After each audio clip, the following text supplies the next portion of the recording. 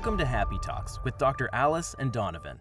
Dr. Alice Fong is a holistic naturopathic doctor and founder of Amor de Soi Wellness.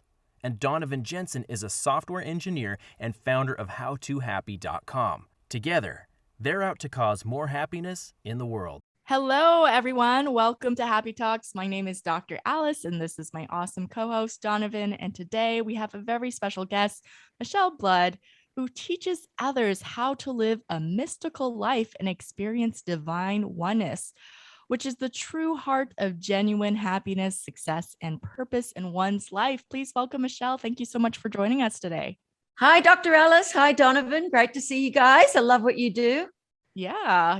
Well, we're excited to chat with you and hear about your story, about what led you to doing what you're doing, from rock star to you get to explain to our audience what you're doing. So why don't we start with that? Like, tell us about your journey into discovering of divine oneness.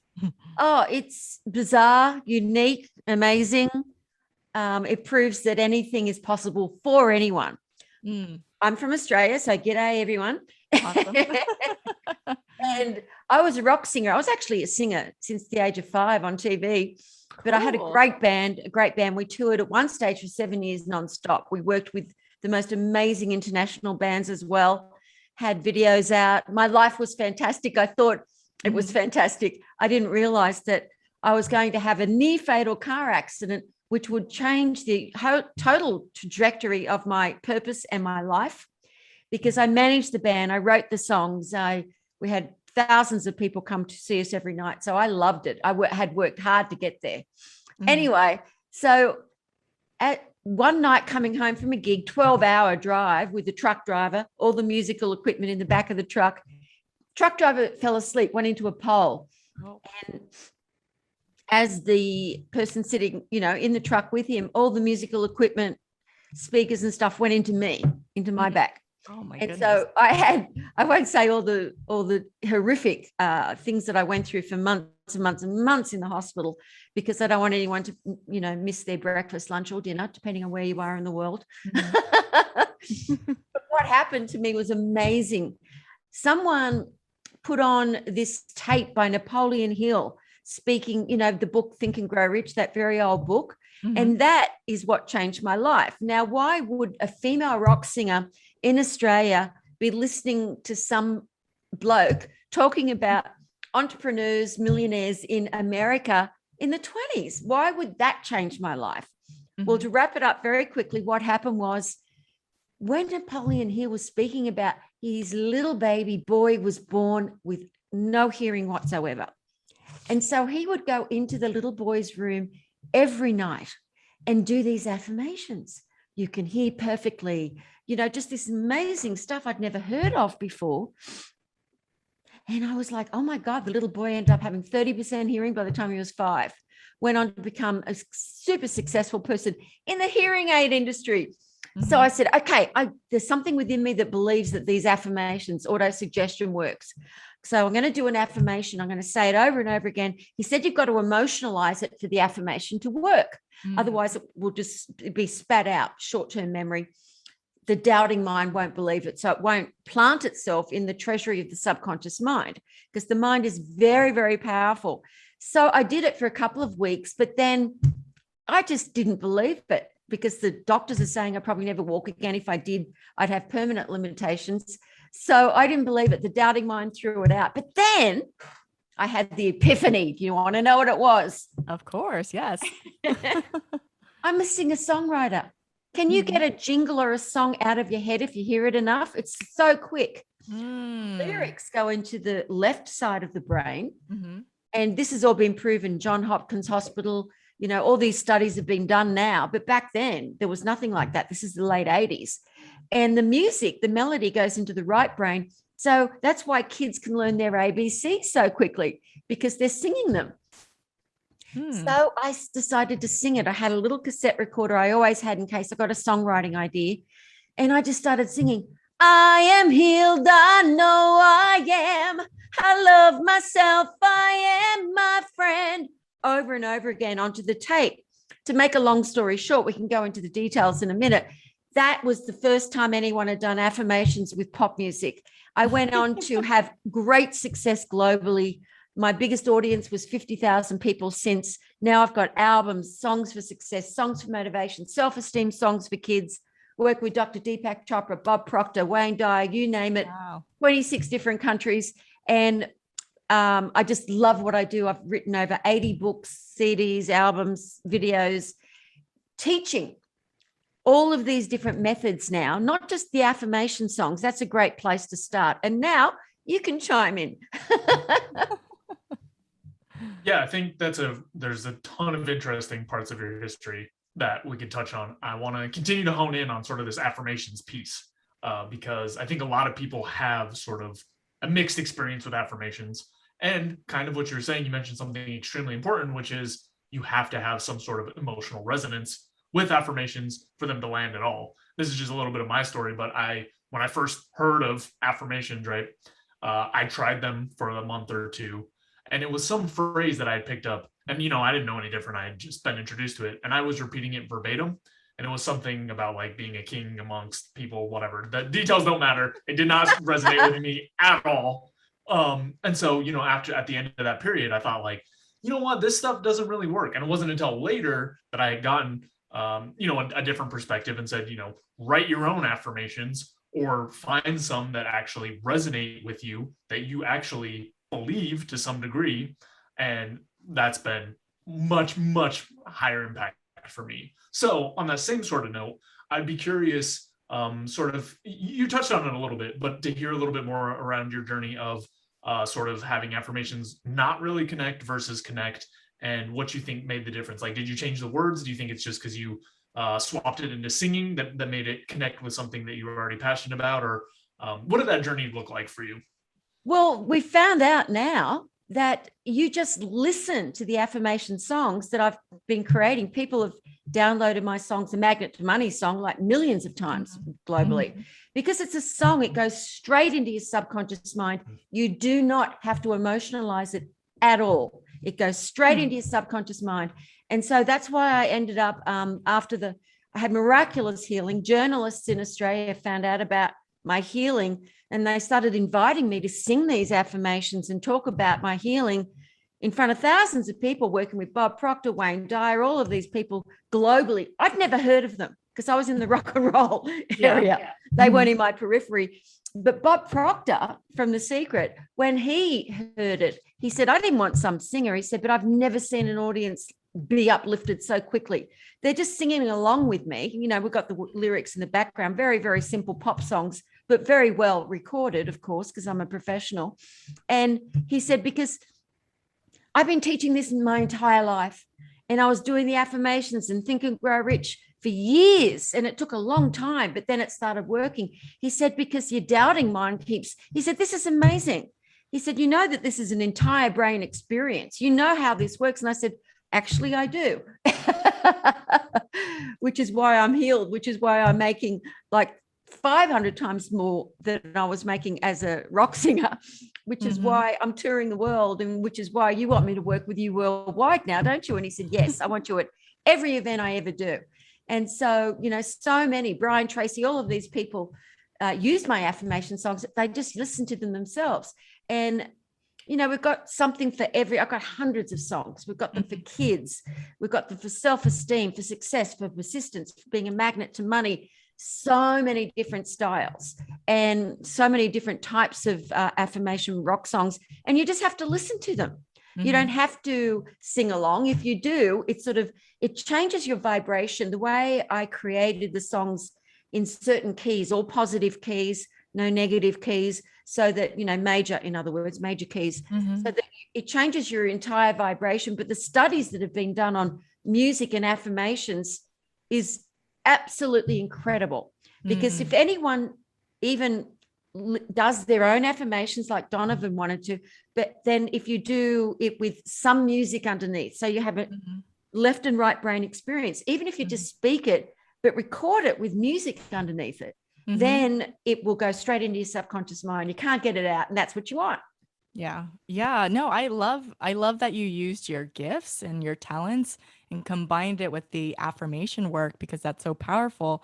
And I actually what came up for me in my mind was that I just joined TikTok like a week or two ago basically, which I resisted because I'm like that's for like kids and it's silly and you do silly dances. But I have a lot of knowledge. My expertise is stress and anxiety. And so I was like, okay, how can I share a little about stress and anxiety in a fun way? And when I actually have me just talking, it's kind of boring and dry. I feel like, but when you add some music to it, it definitely like gets it a little more engaging and interesting and exciting. And I could see like that musical undertones can really amplify. I even if you're not feeling emotional, I feel like it amplifies emotions and feelings significantly. So I could really see the impact of combining the affirmations with music. Do you? But I'm curious though. You said that people don't have to sing along, but do you feel like that's more powerful for people if they are like just singing it along like all the time? Like, what Well, do you? it is good because Yeah. it changes your vibration. It Mm-hmm. shifts you from negativity to positivity very, very quickly. Even Bob Proctor sang on a couple of the songs, the Be a Perfect Weight song, and he's got a terrible voice. And I nearly wet myself in the studio when I was producing this.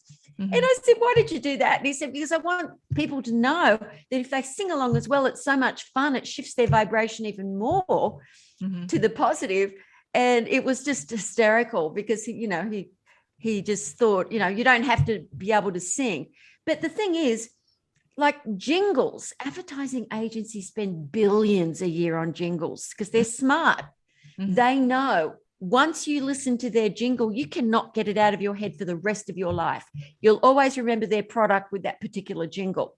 Mm-hmm. And so, because they knew, they did all the studies for years that you have to have music. And if you can get a really famous song and then use that for your product as well, well, that's even more powerful for people to like singing the Toyota song, or in Australia, we love our Vegemite, which everyone in the world thinks tastes terrible because we would sing we love our Vegemite when we were little kids. Mm-hmm. Yeah, it's really, I didn't notice this before until you kind of explained it again, even though you did say it the first time, but I can see how kind of this different angle of anchoring some of these messages into music would make them a lot more powerful for the reasons that you mentioned, right? Like we more easily remember a lot of these different melodies combined with whatever words go with them. And part of, at least from what I've seen, part of the value of sort of using affirmations is that in moments where the message is relevant, so in moments you're feeling down or moments you're facing a challenge or whatever else, these messages come top of mind, as opposed to what is default for most people, which is some sort of like negative messaging or sort of like, oh, this challenge is going to be too hard, or can I do this, or whatever else. I'd be curious, what do you think is sort of the mechanism that allows sort of these affirmations to work, right? So as you're listening to the messages and whatnot, what outcomes or differences do you see people have over time? Does that make any sense? I feel like I rambled a bit. Yeah, no, it's fine, Donovan. No, I can explain that very easily. The question was great. Back in when I was teaching this worldwide and speaking about it, and all the people, Napoleon Hill, Deepak Chopra, all the people that have taught affirmations for years. Now it's been proven that there is a short-term memory.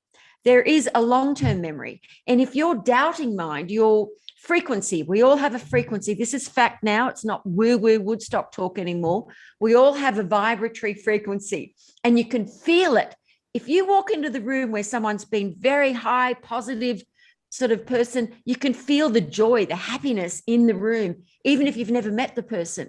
And the same is true when you enter a room, because we're all connected and we all can feel, we're all extremely sensitive to vibration.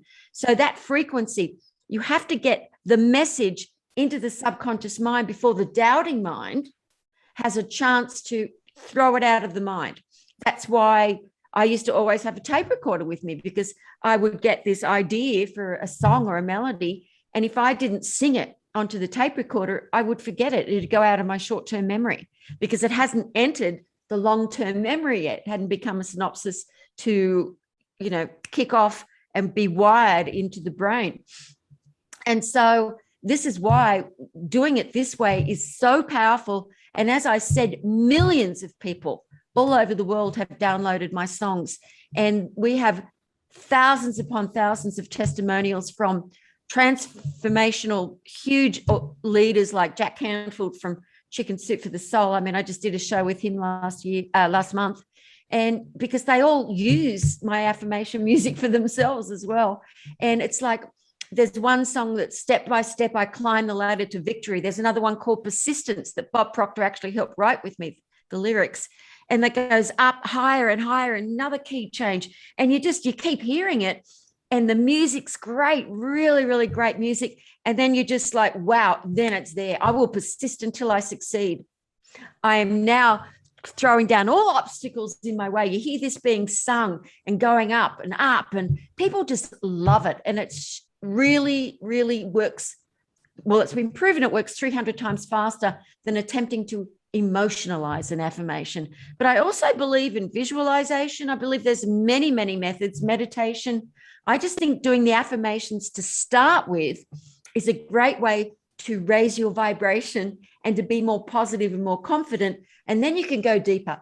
Once you've got out of your negativity or your lack of confidence or your body needs healing or whatever that is, or to feel more self-love, then you can go into deeper stuff. Yeah, I'd be curious, what does it like once they've raised their vibration and they're not doubting themselves anymore and they're feeling good and they're feeling positive. You mentioned going deeper, like what's the next step? What do they do next, I guess, now that they're feeling good? Yeah, because what happened to me was I had huge success after that. And I mean, I stopped my band and I ended up having hit records overseas in different languages. And it was just, big audience of 50,000 once on a New Year's Eve. It was just insane how this had helped my consciousness so much, but also because it was helping all these other people's consciousness so much. In all these different countries all over Asia, I was living in Kuala Lumpur, ended up running Bob Proctor's business, got him to have a best-selling book as well. All of these different things that I was doing, I started becoming what I would call not unhappy, but a little soul sick for something within me that was fluttering in my chest. My frequency was going higher and higher. And I started feeling like there's got to be something more to this. What is my divine purpose? And I ended up finding out it was enlightenment. And then to teach others how to do that. Excuse me, I just need a sip of water. Well, I was going to ask is just to follow up on that. What kind of work have you started doing in that area, beyond this, and what other things are you taking on? Well, I teach the affirmation music. I teach visualization. I've got so many products and audio programs. And so then I found an enlightened teacher. I went to all these countries looking for someone who knew God, not for religious reasons or any, it was just, I had this heart glow. So I finally, after 12 years, finally met a truly enlightened teacher, and she accepted me as a student. So then I went for 10 years deeply into meditation practice and having these exquisite spiritual experiences that were just literally out of this world. And then I became fully awakened, my Kundalini fully awakened. I'd had Kundalini rushes, but not the full awakening. And then I had that. So now because of that, it's like I'm turned on all the time. I'm plugged in. So I can transmit light to others and do prayers for them, teach them deep meditation and assist them. It's sort of like meditating for them to start with. For those who want to go deeper, I have students all over the world. Wow. And for those that are kind of unfamiliar with Kundalini, do you want to say a little more to that? Well, the Kundalini, if you want to look at lovely Tara here, you have along the spine an ethereal spine called the Sushumna. And it's along there, and it's what is blocked. The Kundalini energy is at the bottom of the spine. Everyone is born with that, but the Sushumna is closed up. And what happens is the Shakti or the Kundalini energy it's like bubbling vibrational like vibrational bubbles of light. I can't explain it in any other way at the moment. And that needs to be vibrating up the Sushumna to awaken or to ignite the doorways that are called chakras to the different divine dimensions. You end up having the most exquisite experiences, and no one understands why that is so important. But everyone's divine purpose is to awaken.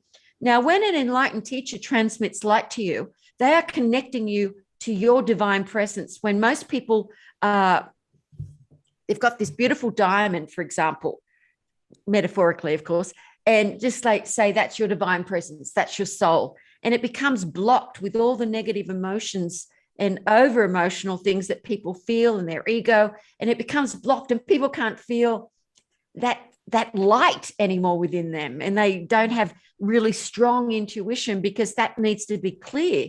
Because when that's clear, you're plugged in and you know exactly what to do, when to do it. You don't judge anymore. You see without judgment, and you don't have fear because you're not living in the past or the future. You're living now. And I've got hundreds of videos that I've done on YouTube about Kundalini awakening, about karma, about a lot of deeply mystical things that people are more and more awakening to. Wow, that sounds a bit out there, but I think I believe it. I think there's something within me that is powerful, that is beautiful. Yeah, I want to step back to when you were talking about sort of meditation and different levels of meditation. You mentioned deep meditation. I'd be curious sort of what your experience and progression around sort of doing meditation has been, because I think a lot of people have tried it, at least at the very lightest levels, right? Like a couple minutes, eyes closed. Okay, I'll focus on my breath. But I'd be curious to hear a little bit more about some of the sort of progression and some of the stuff you saw as you were able to deepen that practice. Well, the thing is, I meditated for years before I met my enlightened teacher, for years. It's a very, very challenging thing to do on your own, to stop your thought so that you can feel your oneness with the divine presence, with that thing which, animates all of us. And so once I had this enlightened teacher I could feel waves of the Shakti when I first met her. And it's happening to me all the time. That's nonstop. It's exquisite. Anyway, very challenging sometimes to stay really focused, but it always lets you know what to do and what to say and who to say it to and who not to say it to. Yeah. So, some people don't want to go that deeply, but I did. So I would meditate for hours every night until I got a flash of, I was seriously doing it so much. And then I get another flash of no thought. So you have to have something within you that really, really, really wants to feel that divine presence and that longs for it, that you feel a little soul sick if you don't do it. But I couldn't have done it without an enlightened teacher transmitting light to me. It's nearly impossible. Some people have done it, but it took years. Years. And then, I would just have a flash of light with no thought. And I ended up not ever sleeping unless I had that meditation of flash of light. But it's hard to do it. You don't have to go that deeply to feel effects. Like, you have to have no thought to meditate. Otherwise you just practice, but you have to do it. You have to have a teacher to go through it with you and to navigate it for you in a way from an experienced person. It's like if you were going to go to a piano teacher, you wouldn't go to someone who had never played piano. So you have to go to someone who's actually experienced it and can actually assist you, lift your vibration up so that you can start doing it. But not everybody wants to do that, and they don't have to. It depends on their particular divine purpose and how they feel about it, because I think it's just wonderful.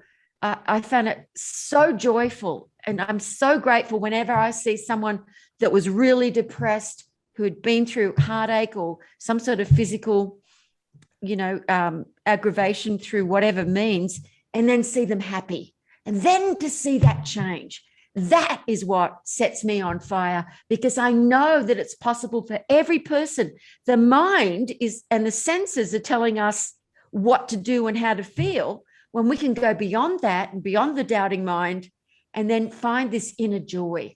And it's not necessarily, you're never overexcited. It's like joy and peace combined all the time, just humming, like Yogananda, Paramahansa Yogananda, who wrote Autobiography of a Yogi. He said, it's just, you feel this hum all the time, this hum in your heart, and it's just humming through you.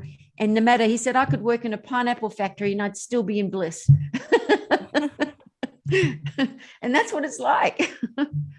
Yeah, that sounds awesome. You had mentioned before that it took you years to find your enlightened teacher. Oh yeah. And I get that not everyone's looking for that, but if someone was, how did you decide, or what was your screening process to finally determine this is the teacher for me? Like what was your process? I think it just, I think it's love, I think it just, because I only found 2 enlightened teachers before her. One was Japanese, one was Indian, older men. And that's who I thought enlightened teacher would look like. Yeah. Because, but isn't that ridiculous? Why would it have to be just in the East when, everyone has got the same consciousness and heart and, potential. Anyway, so but they didn't speak English. They didn't really want to take on a student who wasn't living in their country, and I didn't feel a connection to them. And I said, I don't want to. I went through some tough stuff as a rock singer, staying in horrible places. I don't want to stay in a dirty ashram, because some of them are dirty. When some of the people are so negative because they're really wanting it so much, and they get frustrated. And I said, I want to still live in a nice, comfortable house, do my I want to find a meditation teacher. I don't want to have to live in these ashrams, because some of them are just horrible. And so eventually I was always looking somewhere, but eventually a friend of mine whose teacher, who was enlightened, left the body. He was a student with this woman, and he'd heard that she'd become enlightened out of thousands of his students, because it's very rare. And so I went to see her one night at one of her public events. She's like 10 years younger than me, this beautiful American woman, and I could see gold coming out of her hands. Now, that's unusual. It's usually someone, when you've got a deep connection to a teacher, you can feel it straight away. My eyes started tearing up, and I'm like, what's going on? What's going on? And I felt so out of it when I got to my car. And she even she said, hey, whoever I was, she didn't know me, remember to get into your car before you start driving. Because it really makes you feel high. And eventually she agreed to teach me. And that's how I found my teacher. It was divine intervention. Love it. Yeah, that's a really interesting and just genuine story, right? I can see, even as you talk about it, sort of the connection that was formed in that moment. I want to kind of drag you back a couple steps to something we talked about before, but I heard you say, you mentioned the doubting mind a couple times, and I'd be curious. Obviously we talked about affirmations quite a bit, and then talking about meditation a little bit. I'd be curious if there are other pathways or methods that you see that people can start chipping away at this doubting mind. If, for example, they've tried meditation or they've tried affirmations and it hasn't quite landed for them. Probably one piece of that is keep trying, because it's not a one-time done thing. But I'd be curious what else. I'm just saying, the songs to start with, they work so quickly. So, I do add-ons. I think creative visualization, I've got programs on creative visualization, because the mind does think in pictures and patterns. So I think that's a very important step as well, that you can begin. My magnetic creative visualization is a great visualization, because I walk you through, with the music underneath as well, into you creating what you want. Because I used to hear visualizations and go, now think of this, now relax, now breathe in through your stomach, now bam, bam, bam. And you don't have time to actually visualize. So the way I decided to do it was to do it very, very quietly, very slowly, and give them an opportunity to start creating and using that visualization muscle that they may not have used before. I believe in vision boards. I think that's great, because we think in pictures. We do not know the difference between, and this has been proven, between a picture and a real thing. We don't know the difference. So I like it, if I call it magnetic creative visualization board. If you put all the pictures of things you love and maybe some divine, OMs or whatever you find divine to look at, or, statue of a Buddha or something. Put all the things that you would like in your life and just be grateful for them. Always being grateful. The more you're grateful, the more you have to be grateful for, but not because of what you think other people are going to think, just because you want to have a freer life. People think spirituality, you're supposed to be poor and live in these dirty ashrams. That's rubbish. It's like it's your divine birthright to allow the divine through you to enjoy everything so that you can assist other people whenever, especially during the lockdown. We've been able to assist other people financially that are my students, and just anyone that needs assistance. You can do it if you've got money. So it's a good thing to have. It's freedom. Mm-hmm. Yeah, definitely. I'd be curious, Michele, like, I know you've done so many different songs, and it sounds like you have a lot of different programs and offerings. Is there like a particular song that's your favorite, or the one that's most popular? And they might be two different things. Like, what's the most popular song of yours that your students love, and what's your favorite song? Well, the most popular is I'm a Magnet to Money. Money, money loves me. Oh. That song. Okay. I'm a magnet to money. Woo. I now have more than I need. That's been downloaded millions of times. It's ridiculous. Anyway, I'll have to download that later. Yeah. Well, I'll give it to you. Don't be silly. I'll give you whatever you want. Just contact Trevor, and whatever you guys, go to my website, magnettosuccess.com, and check out whatever you'd like. And Cool. we'll send it to you. But for me, I think my favorite one has to be the first one I ever wrote, because it healed my body. I am healed. I know I am. I love myself. I am my friend. As the healing light of the universe surrounds me and goes through me, I am grateful that I am healed. So I love that one. And I love I Am a Miracle, because that's such a beautiful thing for people to be attuned to the miraculous and to be grateful and just know that you're a miracle, and to appreciate and love what has been given you, this beautiful avatar, basically.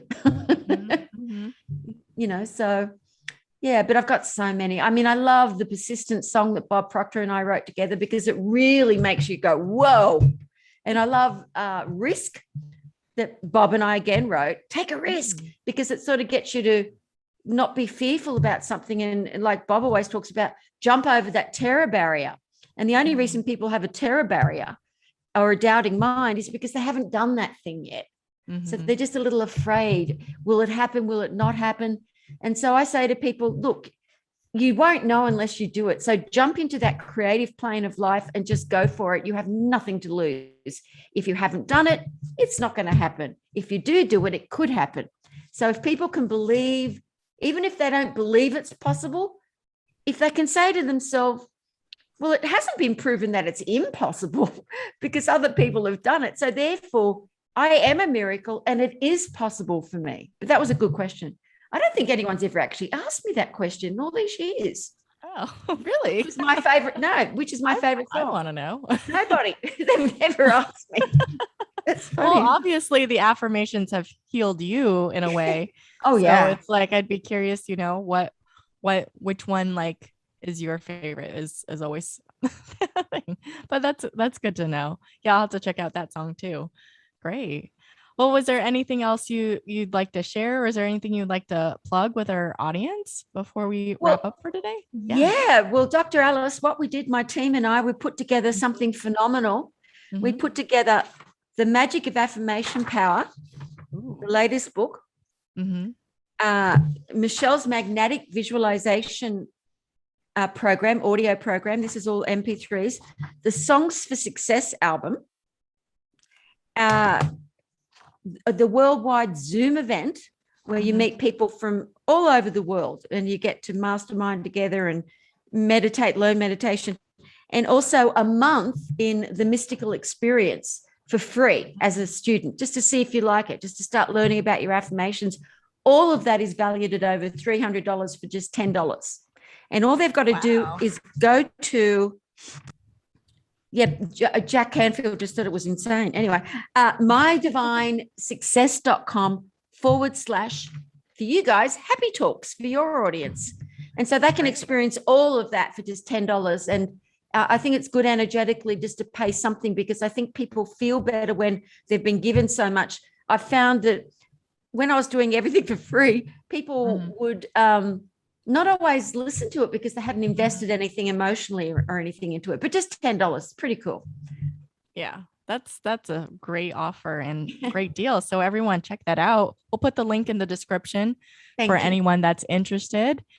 And yeah, I'm excited. I actually think that that's a great that you offer it at such a low price. But I like the idea that it's music, for one, because I always sign up for all these courses and then I never get around to doing it. But I'm like, oh, listening to music sounds easy and fun. So I'm like, okay, that like breaks the barrier where I'm like, oh, I could just listen to some music and yeah, I could totally see that it could put me in a good mood, because generally music does that. But to have like designed affirmation music, that's a double whammy of success and goodness. So yeah. I'm excited.